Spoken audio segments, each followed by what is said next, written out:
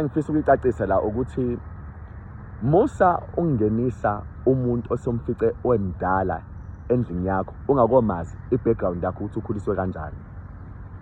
Izinto ezenzakele kubantu ukulahlekelwa izinto zabo eziningi.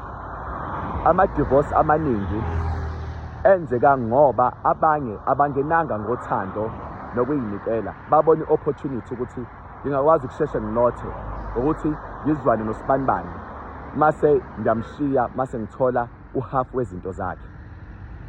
Kuyenzeka abantu besondela empilweni yakho ngey'ngqondo zokuthi bekubuyisele emumva bethathe izinto zakho. Yingakho lithi izwi bathande bonke kodwa ungathembi nanoyedwa. Abanye abantu abathembakele nje. Umuntu odalwe uNkulunkulu wonke akathembakele ukubuyena bonke.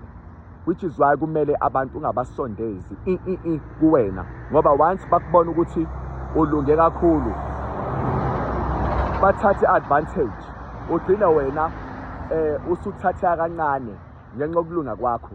Yingakho kubalekile ukuthi abantu ukhuluma nabo kodwa njengabafaka ephayetheni futhi bengangeni ezindabeni zakho ngoba aba oyisilutho vele.